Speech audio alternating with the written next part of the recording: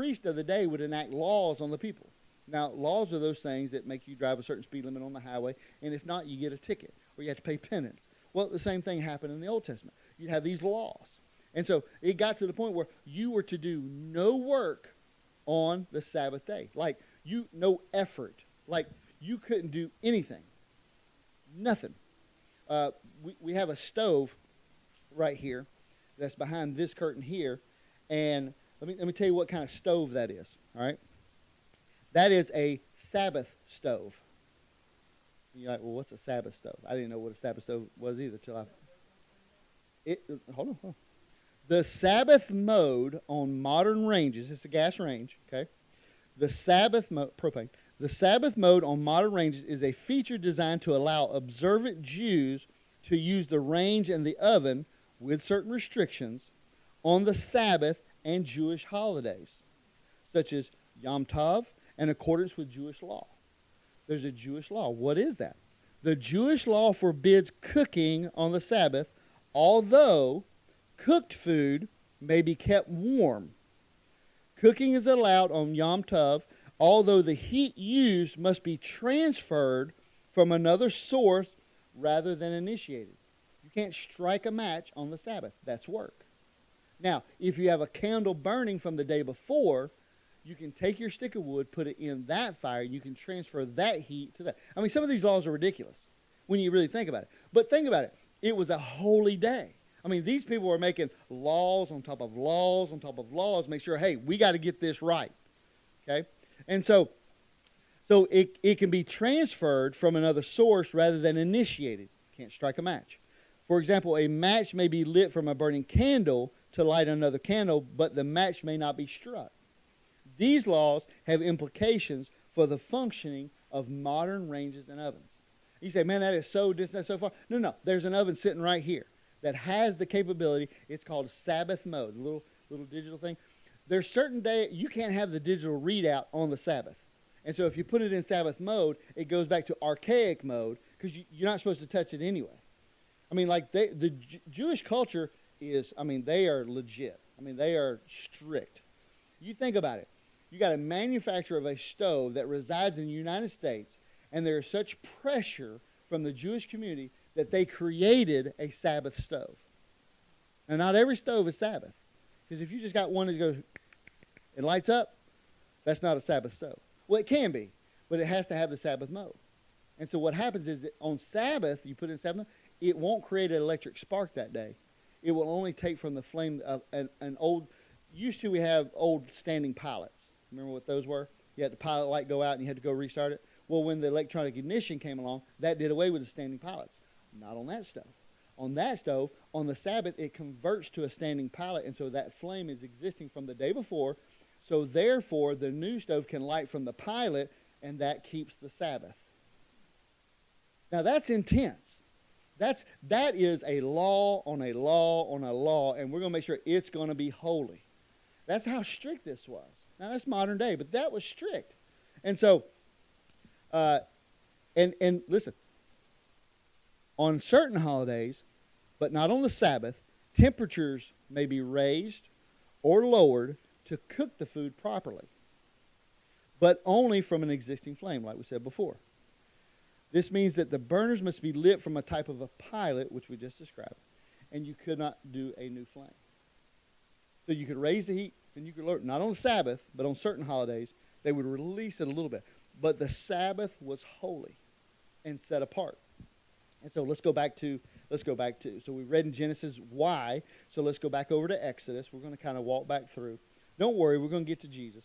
But let's lay the groundwork. So let's go back to 31. Let's read that again. 31 and 13. Speak only to your children of Israel, saying, you must surely keep my Sabbaths, for it's a sign between me and you throughout your generations, that you may know that I am the Lord who sanctifies you. So, God himself, verse 12 says, the Lord spoke to Moses, saying, this is what he said, you must surely keep my Sabbaths. So, just for clarification, according to God's own voice and vernacular to Moses, should we keep the Sabbaths? It's an easy answer. The answer is yes. Okay, according to that, yes. No question. Why? Why should we keep the Sabbath? For, giving you the reason, it is a sign between me and you throughout your generations. Let's stop there.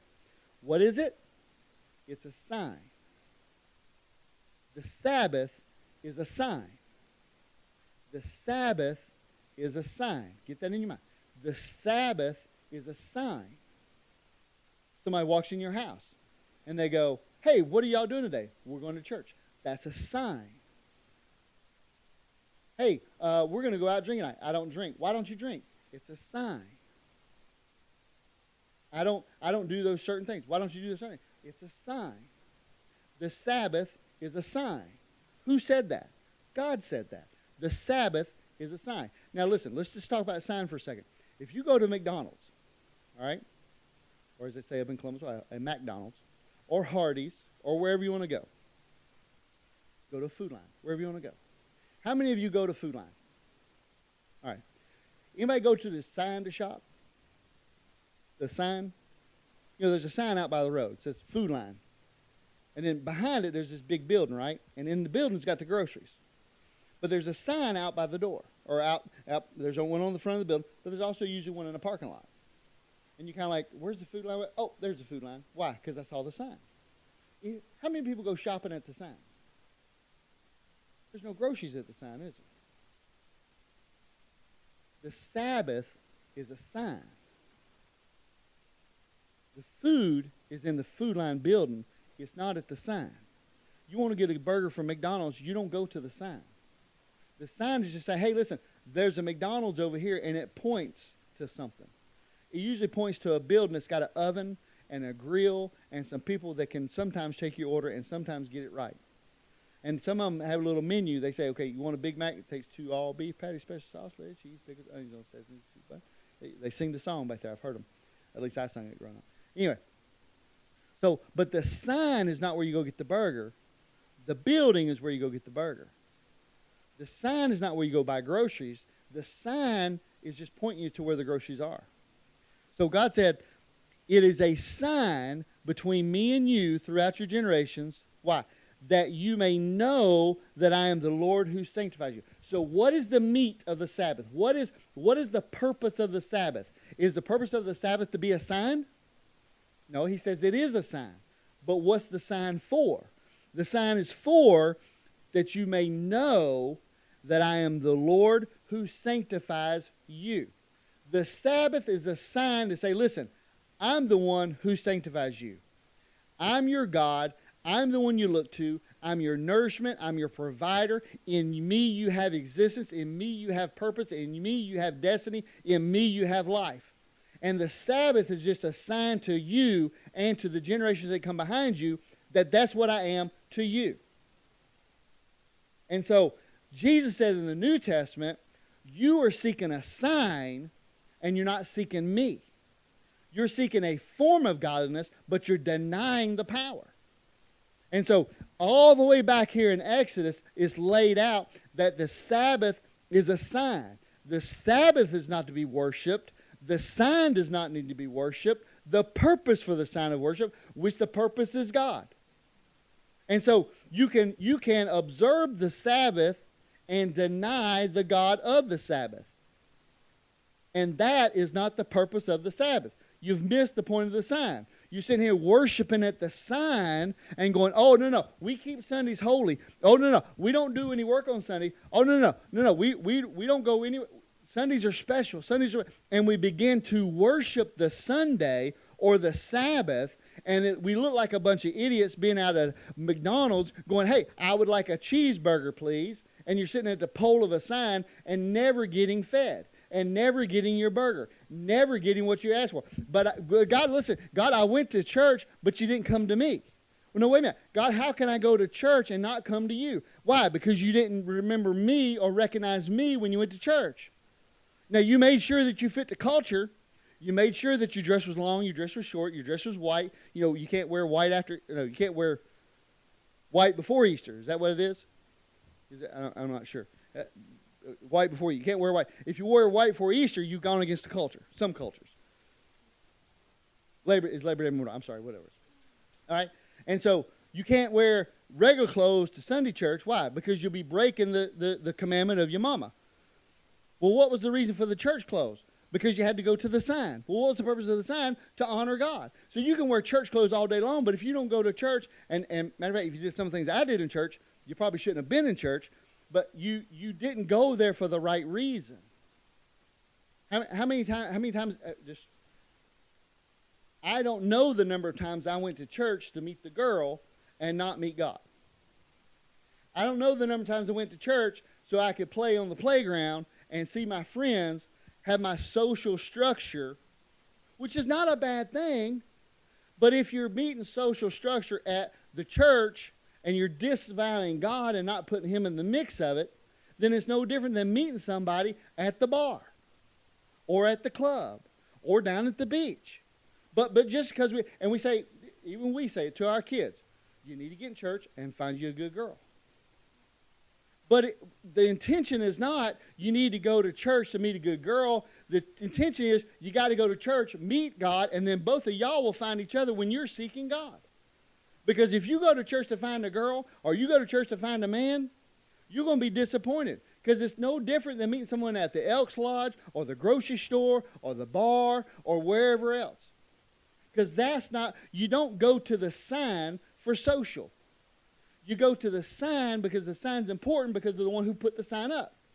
And if you're going to church or going to Sabbath or doing anything and you're not having a communication with God, you're not going there because that's what God gave you the instruction to do, then you're missing the point for the sign.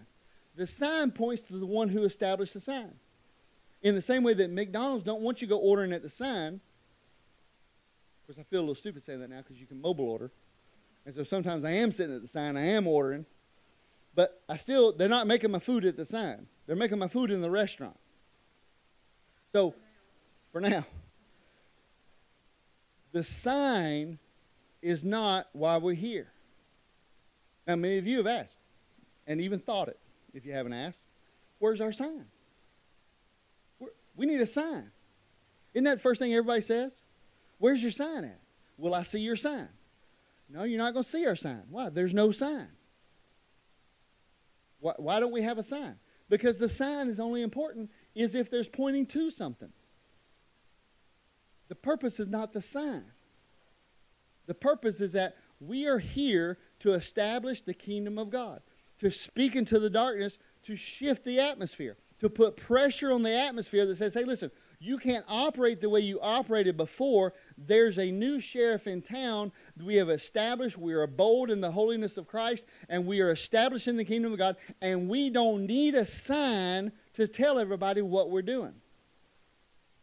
Because I really could care less if the 52,000 cars that pass by here on each day, I really don't care if they see the sign. That's not who we're trying to reach. Who we're trying to reach is the principalities that whenever we start declaring the kingdom of God and we start worshiping and praising and saying, holy are you, God, that they are on notification that there's something going on there.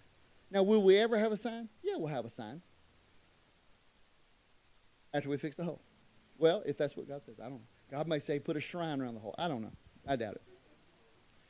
All right, so let's go. Exodus 31, let's go to verse 14. You shall keep the Sabbath, for it is holy to who? It's holy to you. Everyone who defies it will surely be put to death. Now, God was being serious on keeping the Sabbath. You see this, right? Now, listen, you're going to be punished. You're not going to be able to go outside your home for a couple of days. You got to be banished. Maybe you got to be put in jail. No. God said, for whoever, everyone who defiles it will surely be put to death. This was serious. He said, listen, I want you to keep the Sabbath. Why? Because it's holy. Why? Because I'm the Lord God who sanctifies you.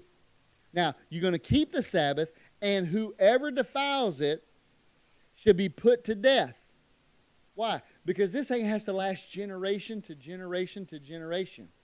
And so to keep the purity of it, if you're going to defile it, you're going to be put to death. You'll defile it once, and that'll be it. We'll eliminate that defilement from the camp. Why? Because you'll be dead. You will no longer be able to function on this earth and defile that which God is calling holy. God considered this a holy day. Very emphatic. For whoever, next part of verse 14. For whoever does any work on it, that person will be cut off from among his people. 6 days work may be done, but on the seventh is a Sabbath of complete rest, holy to the Lord. So now we see the shift. He completed his work on the seventh day. He took a rest. But now the instruction, that's the message. The instruction is, you don't do any work.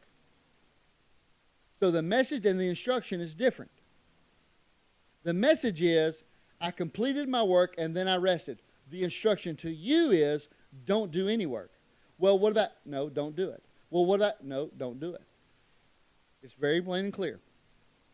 6 days work may be done, but on the seventh is the Sabbath of complete rest, holy to the Lord.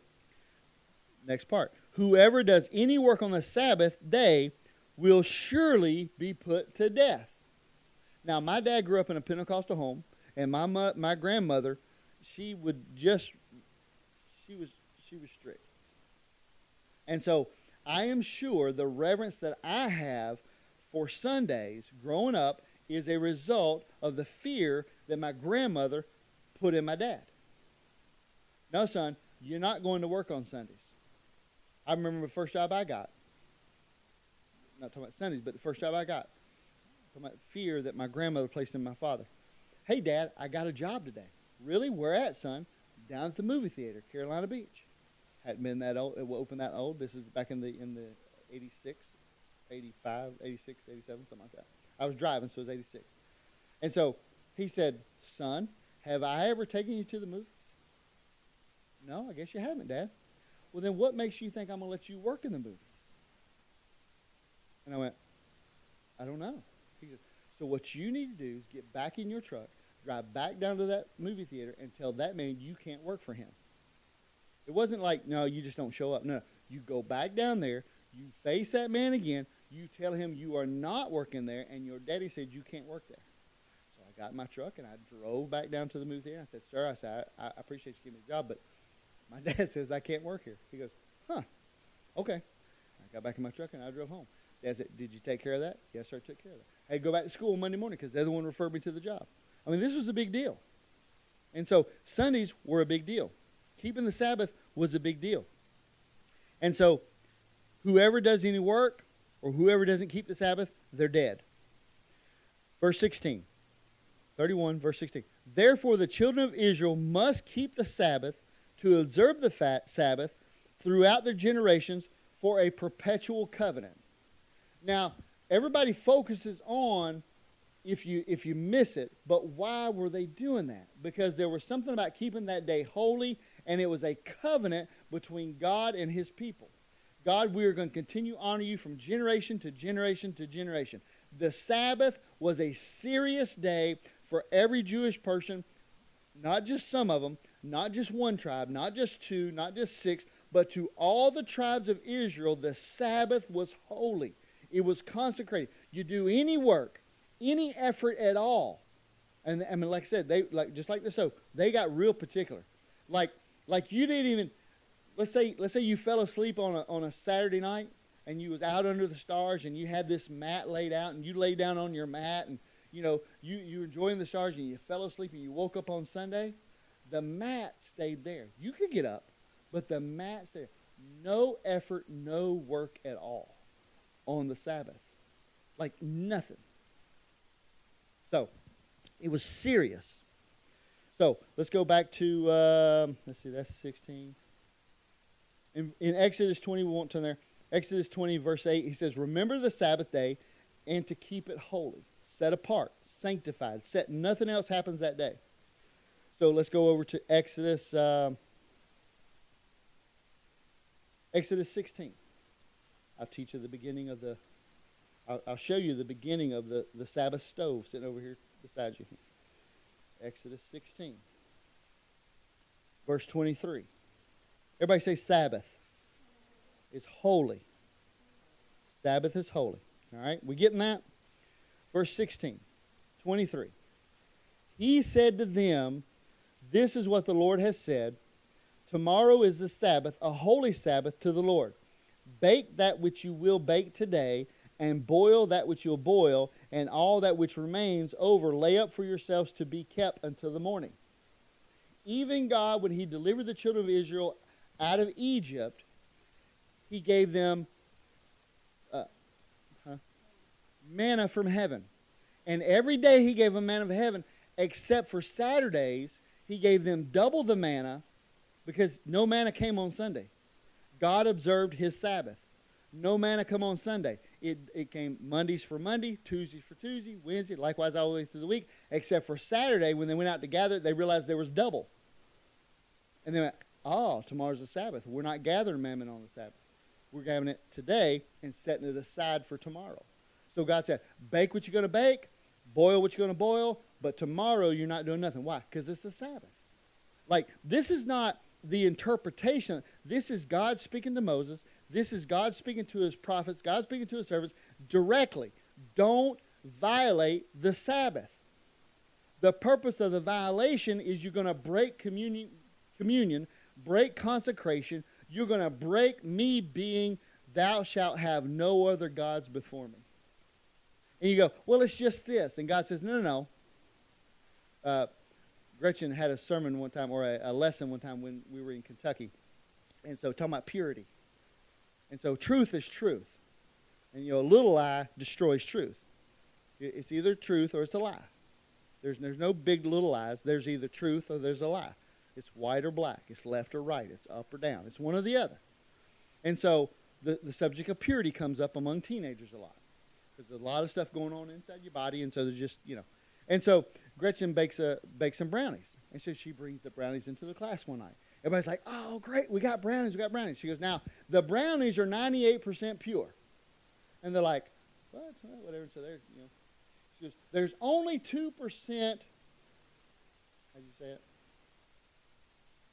Dog poo. There's only 2% dog poo. 98% is good. But only 2% is poo. So it's 98, by all standards, 98% is success rate, right? Like, you go, I'm 98% rich. I'm 98% pure. I'm 98% of the way there. You're basically there, right? So just 2%. And so the brownie in which they were ready to take part of, once they learned that it had 2% dog poo, they weren't so quick. Now, the funny story is, the antidote to this is, there was one girl. I don't care. She knew Miss Gretchen. She goes, she's not going to put no dog poo in the brownies. And so she eats the brownie. Everybody's like going, you teenage girl. She's like, I'm rebelling. The next day, she's in the hospital. And it was a while before we told them why, but it had nothing to do with the brownies. So you got to be careful. But truth is truth. There's not 98% truth. There's not 99% truth. There's not 99.9% truth. There is truth or there's lie. There's either holy or there's not holy. God is not, yin and yang. A little bit of this and a little bit of that, and it makes it, no. He's all holy or he's no holy. There's no diluting the presence of God. There's no diluting the power. There's no diluting God himself. He is 100% holy. You want to see the effect of 1 ounce of sin being in the presence of God? Jesus put it like this: I saw Satan being cast down from heaven like lightning. There was a chemical reaction that would not allow sin to be in the presence of God. You know what the message of Christ is, right? The message of Christ is, if you are not born again and born of my Spirit, you cannot be in the presence of God. You can't. It's not like we don't want you there. It's just you can't do it because he's holy, 100% holy. He's pure. He's holy. He's righteous. Not percentage-wise, holy, righteous. Holy, holy. He's holy. And so an ounce of sin, or what we think might just be a little, will cast us from his presence, and we can't be in the presence of God. It's not that he doesn't want us there. Matter of fact, he does want us there. That's why Jesus came, so that we could be holy once again. Not by our righteousness, but the righteousness that he gives. And now, Jesus is not very popular. He's more popular now, which maybe ebbed that down a little bit, but he is not as, He's more popular now than he was at the time of his message. Why? We'll get into that. So the Sabbath is holy. The Sabbath is sacred. The Sabbath, there is no question. You don't believe it, you die. Not only you die, you're put to death. Like a group of your peers pull you out and you are dead. It was a serious thing. Growing up in my house, church, Sunday was a serious thing. The Baptists had a lot of grace. The Pentecostal had no grace at all. If you halfway thought about having a bad idea, you was on your way to hell. Absolutely. And the Southern Baptist, now I grew up in both, so I can speak to both. The Southern Baptist was, if you had a bad thought, that's okay. You really didn't get saved. Whatever that meant. You really didn't get saved. The word really superseded the gospel, I guess. But anyway, so in Exodus and in Genesis, we see that the Sabbath is holy. So the Jewish people, they transcend 8,000 years from, or 6,000 years from the time of Adam and Eve up until when Jesus comes. The Sabbath was holy. It was set apart. It was sacred. You don't touch it. And if you touched it, you died. You eliminated all naysayers. You eliminated everybody who didn't agree with you. You didn't go, okay, well, you just become a different party and you'll have a voice and you have a... No, you're dead. No voice at all. Serious subject. Now, let's go to John chapter 5. Now, in the Old Testament, who said the Sabbath was holy? God himself. Who established that if you sin against the Sabbath, you're going to die? It was God himself. So this was not third-rate, watered down through a messenger. This was God speaking to his people. This is how serious this is. So now in steps Jesus. Just so happens we find ourselves in chapter 5 on a Sabbath. Remember this day. This is a serious day. Not only do we have God's rules, but now through the generations of time, you look through Jeremiah, you look through Numbers, you look through other chapters in the Old Testament, there are laws upon laws added to make sure, because the punishment was death, so this was a serious thing, so they had to make sure that you didn't do a resemblance of work on the Sabbath. And so we have laws pounded on top of laws. You've got God's laws, which is pretty strict, and then you got man's laws to make sure you don't get to God's law. So we got, I think, Levitical law, there's like 617 daily laws you have to keep. There's over 600, let's put it that way. It might be 613. But there's over 600 laws that you have to keep every single day. So there's a lot of laws, a lot of things you had to keep track of. So now enters Jesus. We're in chapter 5 of John. And so, chapter 5, verse 1. After this, there was a feast of the Jews, and Jesus went up to Jerusalem. Now in Jerusalem, by the sheep gate, there's a pool, which in Hebrew is called Bethesda, having 5 porches, and in these lay a great crowd of invalids, blind, lame, paralyzed, waiting for the moving of the water. The tradition was, if the water moved by the hands of the angels, then you would, if you were the first one in the water, you'd be healed. Now, I will insert here that some say that this was a myth, this was just tradition, and it really doesn't matter to the story whether it was actual happening or whether it was just a myth, but for whatever reason, Jesus was here at this pool. And so in this pool, you have people that, by Jewish standards, were unclean. These are people that could not mix with the everyday population. For some reason or another, they had a defect. There was an anomaly to them. They could not interact with the daily communications and the daily activities of the Jewish people. They are outcasts. They are at this pool, and Jesus is at this pool, and so this is what happens. And so that's what verse 4 and 5 tell you about. So verse 6. When Jesus saw the lame man, he had been there for 38 years, according to verse 5. When Jesus saw him laying there and knew he had been in that condition now a long time, he said to him, do you want to be healed? Now, he could be anywhere in the city he wanted to be as long as he wasn't communicating. And there were certain places you could go.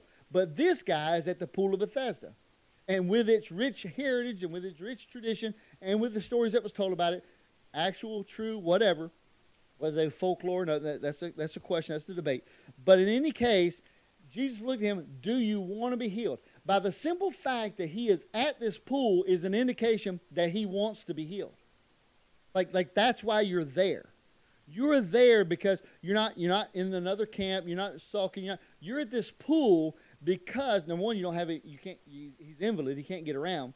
But he's at this pool. Why? Because, yes, he wants to be healed. But Jesus asked him the question anyway, do you want to be healed? So listen to the response of the sick man and put yourself in his position. This is what he said. The sick man answered him, Sir, I have no one to put me into the pool when the water is stirred. Now, let me ask you a question. In what universe is that the answer to Jesus' question? In what society is his response the answer to what the question that Jesus asked? And you say, well, Keith, this is just scripture, the poor guy didn't know, whatever. No. We do it ourselves. God says, listen, do you want to be made whole? And you go, well, God, I can't be made whole, because I got this issue, and I got that issue, and I got this going on. And that's not the question God asked. God says, listen, do you want to do what I've called you to do? Well, I can't do what you call it to do. I've got this problem. I got that. Do you not know who I was with 2 years ago? Do you not know what I was doing 3 months ago? Do you not? And we begin to inform Jesus of the facts, and the facts have nothing to do with the question that God is asking us. His question was, do you want to be healed? When God asks you a question, when Jesus asks you a question, respond to the question, quit interjecting your thoughts into it. I mean, this is Jesus we're talking about. Now, maybe this guy didn't know who he was talking to, but we know who's talking to us. Jesus asked this guy, do you want to be healed? And here's a place where we can shift our perspective and say, move to the next rocking chair and look at what he's saying. Don't do what you're thinking he's saying. Now, there's sometimes I will ask Gretchen a question, or Gretchen will ask me a question. And we will respond with what we're thinking has nothing to do with the question. And so sometimes we get aggravated when someone, no, that's not what I asked you. What I asked you was this. Well, you're just asking the question because you think that if I say this, and we get all this into it, and our mind starts circling. Why? Because we have strongholds built up in ourselves that says, hey, I've got to look out for this. I've got to look out for this. This person's done me wrong. This person's done me wrong. I know what you're really after. I know what you really want. And the question really is, do you want to be healed? Well, I'm not qualified. Didn't ask you if he was qualified. What I asked you was, do you want to be healed? When Jesus was at the wedding feast, and his mother came to him and said, listen, they don't need wine, they want wine. And Jesus responded by giving them wine. He gave them what they wanted.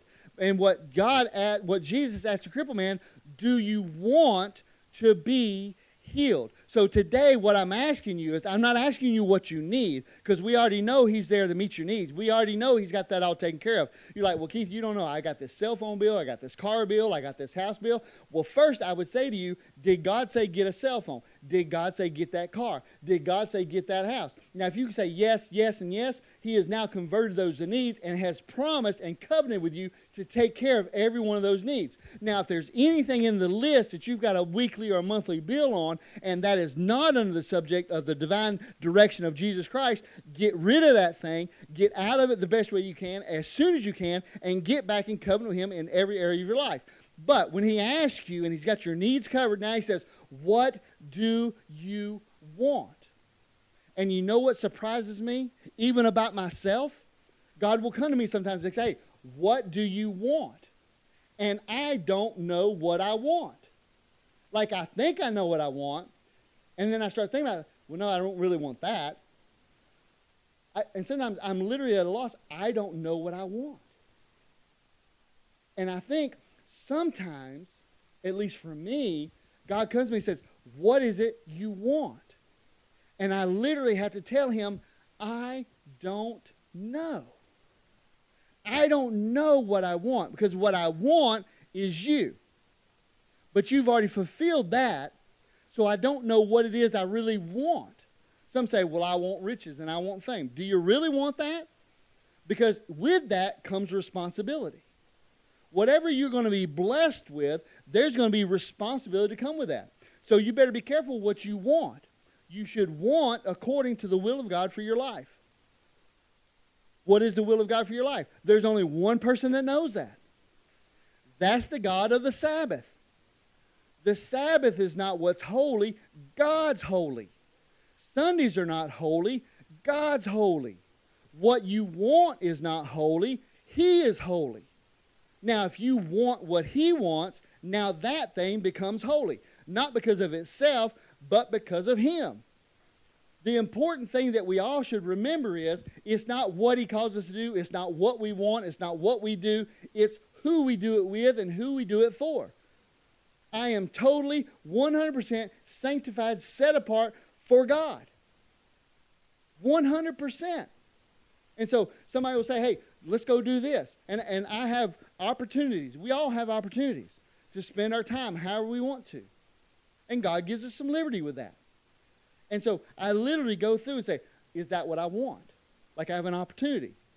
Like whenever I get with people, I just seem to, I can see into their life, their business model, whatever it is, and I see an opportunity for it to be better. And I see an opportunity to make some money. And I go, but is that what I really want? Do I want to spend my time doing that? Or do I want to spend my time doing and leave myself available for what God's got called? And so usually on a weekly basis, I'm like going, I could do that, but I don't want that. And so I remember Dad telling me one time when I started business, he said, son, I can't tell you what to do, but I can tell you what not to do. And sometimes just by pulling, there was a, you went to Italy, and you made a comment the other day, and I've heard it before. The sculptor, he began sculpting and said, well, how did you come up with that creation? He just said, I had this in my mind, and I took away everything that wasn't part of that image. And out popped this image that is reviled or revered. Not reviled. Revealed around the world today. And that's the same thing. You may not know what you want, so start with what you don't want. And start pulling those things away. And by pulling those things away, you will reveal that thing that you want. And so, but anyway, Jesus is asking him, do you want to be healed? What is it you want? God wants to know what you want. I remember we were sitting here on this property. I was sitting here on this property. I say we because it's me and God. We're sitting here, and I say, God, what do you want here? That's what I said. What do you want here? We secured the property. We own the property. What do you want here? And his reflection back to me was, what do you see? What do you want? And I said, well, I see a hotel. I see a restaurant. I see a post office. I see a downtown area. I see a place where we can make some movies. I see. He goes, well, then that's what I would build. Like, that's a literal conversation. And I went, oh, well, that's kind of easy. He said, I'm not going to go pull the permits. You are. At some point, we should know what we want. But many times, we don't have confidence in what we want. And so we rest back on this one. Well, whatever God's will is. At some point, the will of God is known. At some point, you've heard the voice of God, and you by faith go, this is what I'm hearing, God, and I'm doing it for you. And this is what I preach from this pulpit is, if by faith, with no alternatives, by faith you go, God, this is what I'm hearing, so this is what I'm going to do. Now, when God called us to start this church, you know what I told him? I said, I'm not doing nothing for 6 months. Nothing. Number one, I don't want to do it. Number two, I don't know that I'm qualified to do it. You know, I had those conversations. And I said, but I'll wait 6 months. And if in 6 months the call is the same, then I'm going to jump in. I said, but here's my thing. I'm not going to be frustrated about anything. I refuse to be frustrated. I grew up around pastors that were frustrated all the time. They were worried about this. They were worried about that. I said, I'm not doing that. I'm going to disconnect myself from that. And so, and to this date, I've pretty well kept that. And so, whenever God said do that, I said 6 months. So in 6 months, call was still there. I said, okay, God, I'm all in. I'm going to celebrate every aspect of it. Every step of the way, I'm going to celebrate. And so, and y'all have participated in some of the celebrations. One celebration was we went down and we had a dinner down at the barbecue place because we sold one $10 ticket. And I told God, I'm going to celebrate every step of the way. This coming fall, we're going to have a brush arbor out here. What is that? That's a celebration of one step along the way. That's not so we can have a big meeting. I told a guy the other day, I talked to a minister the other day, and I said, I don't know what we're doing yet. I know we're going to have a brush arbor. I know there's going to be music. I know there's going to be some brush. I know there's going to be some chairs, probably some straw on the ground, and some places to park. Other than that, I don't know. I don't know if we're going to tell everybody. I don't know if we're going to tell nobody. Because it's not for anybody else. It's for God. It's a sign to God saying, listen, I'm celebrating what you did here with this. This is my sign to you. I don't need anybody else to show up. This is between me and you. But I'm smart enough to know that it may get opened up to everybody. And if it gets opened up to everybody, it's going to be open to everybody. But we'll see what he says. So, what do you want? If you don't know what you want, then my suggestion to you is figure it out what you want. Now, you may not know for 6 or 8 months, but start the journey today. Like on your ride home, say, God, what do I want? Why am I here? Why am I in? Not like why are you here in the ethos? Not why did those 4,206 people come together so you could be alive today? I'm not talking about, I'm like, God, what do you want for me in Brunswick County at the address that I live in? What do you want me to do? What is my mission? What's my purpose? What is it you want me to do? Now, the first thing you're going to hear after that, you can't hear his voice. You don't know what he sounds like.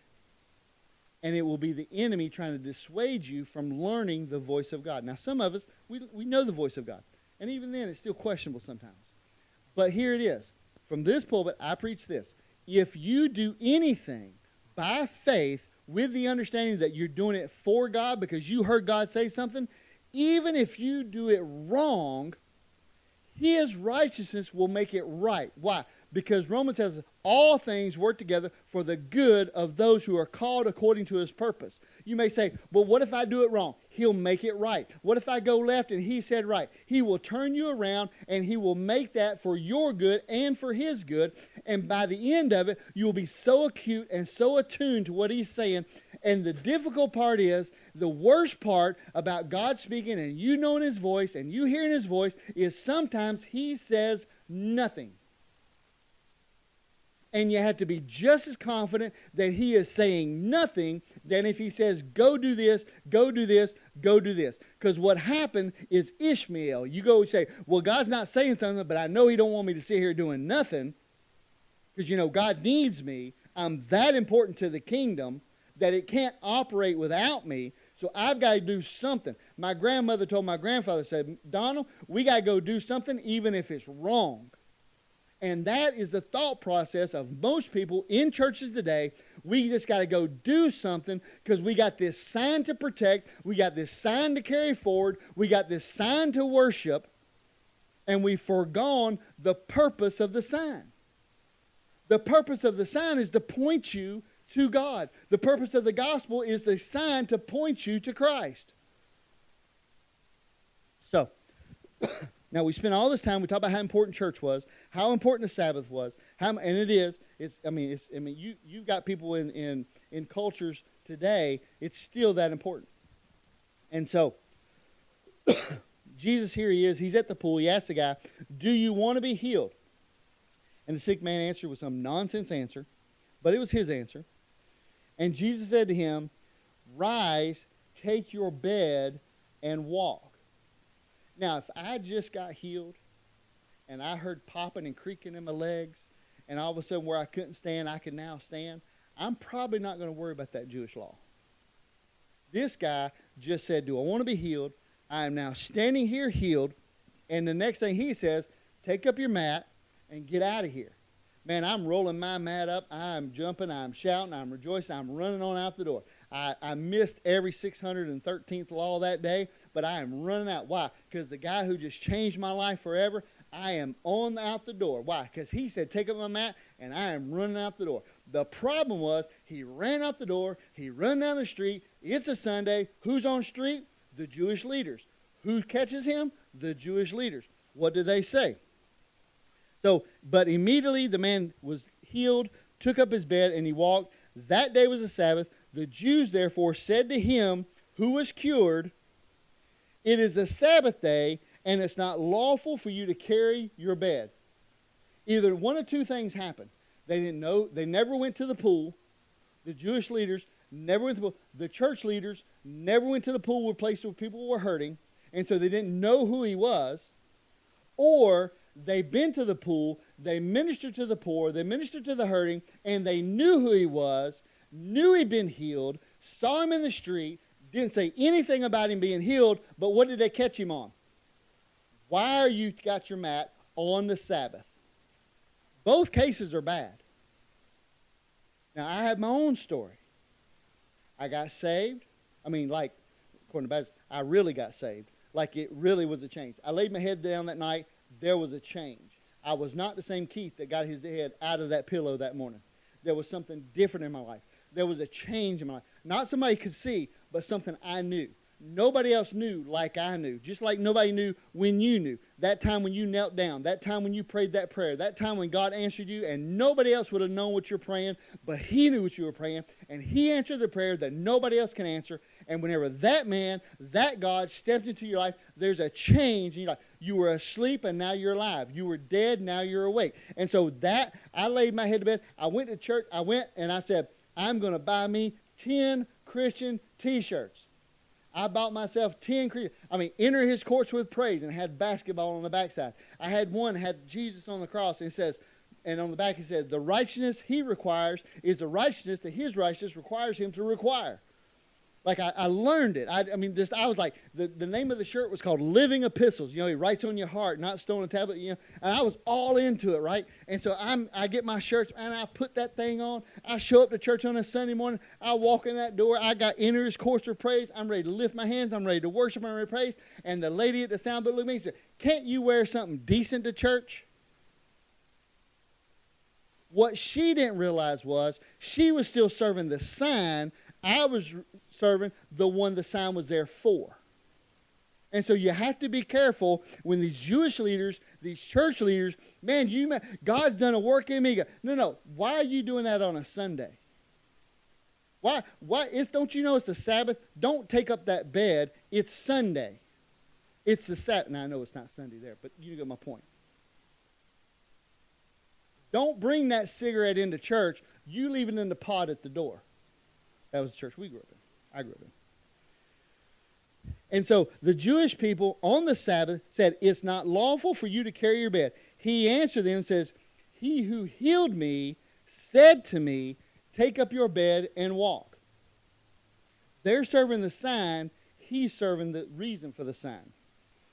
We'll say it this way. They were serving the sign. He was serving the sign maker. And so he said, take up your bed and walk. So they asked him, who is this man who said this to you? You knew what was in their heart. You knew what was on their mind. Because Jewish law for over 6,000 years said if somebody doesn't observe the Sabbath, because they got to protect the sign to the next generation. They were charged with that. They were called to that. They've been ingrained in them. We've got to protect the sign. Why? Because the next generation is going to come, and if we don't protect that sign, the sign's going to get diluted. God's holy. The Sabbath is holy. We're not going to stand for any dilution of that sign. So we're going to go get this person and we're going to put him to death. It was in this heart from the day they saw that guy walking, and he said, this guy said to do it. Matter of fact, at that point in time, he didn't even know who it was.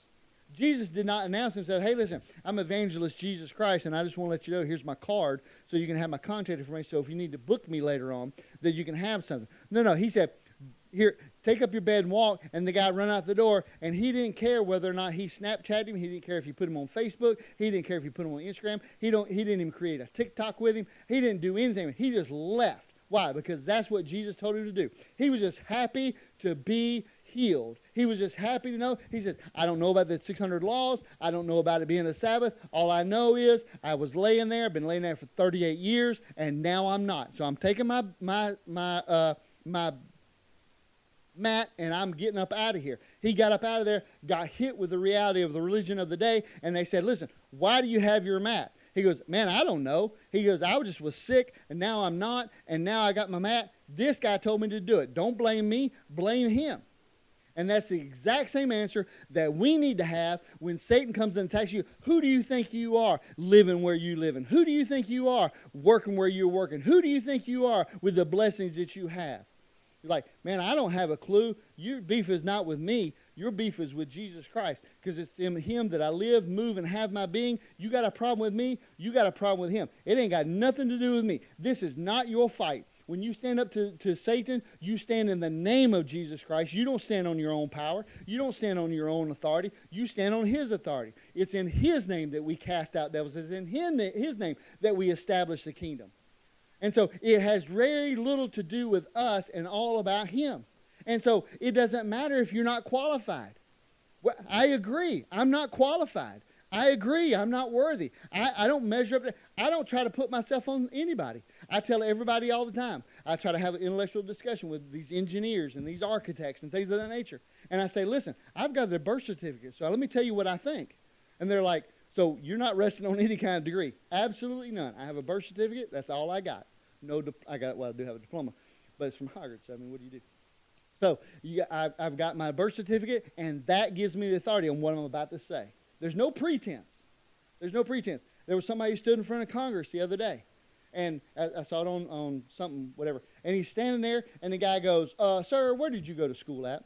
What medical degree do you have? What gives you the authority? He goes, because I've got a brain, and I've read the research, and this is what the research says. So are you telling me I have to go to the school where you say is approved so that I can interpret the information like you want me to interpret it? Like, it was so, like, basic, so elementary. It's like, because I have a brain. And so people get hung up, well, I went to this school, or I went this, or these are my degrees. The saying goes forward or whether it doesn't go forward has no difference to me. It's his fight, it's not mine. I'm just standing here in the gap. They're just signs. Those are just signs pointing to the one who's doing the work. Jesus and God are the purpose of this entire thing. Don't ever get caught up in the coffee. Don't ever get caught up in the spaghetti dinners. Don't ever get caught up in the fundraising. Don't ever get caught up in the buildings. This thing is 100% based and rooted on the cornerstone of Jesus Christ, and if you ever remove that and try to dilute that down, it won't stand. And so it's not going to be about the buildings. It's not going to be about our mission. It's not going to be about what you want. It's always going to be about God and Jesus, his son. And you say, but God created the Sabbath. He said make it holy. If you go against it, you should die. Yeah, he did. And then God showed up again and said, no, I'm changing the game. Because you defiled the Sabbath by trying to keep the Sabbath, because you honored the sign more than you're the sign maker. Whatever God calls you to do is great. It's wonderful. Celebrate it. But it's never your God. What God blesses you with, it's great. Whether it's riches, whether it's family, whether it's whatever. That's great. That's wonderful. My dad told me this one time.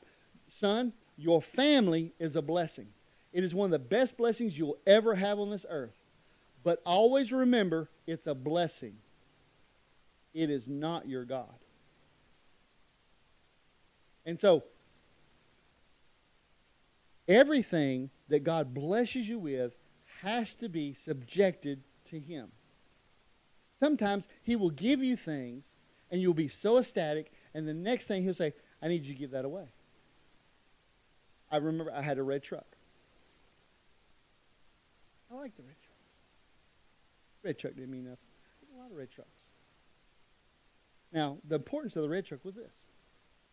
I owned a business, and so I always, and I had a family, and so always vehicles that came into my life were always for a purpose. They were to take the kids around, make sure they had a good way to go. It was to make sure my employees had work vehicles and they could go somewhere.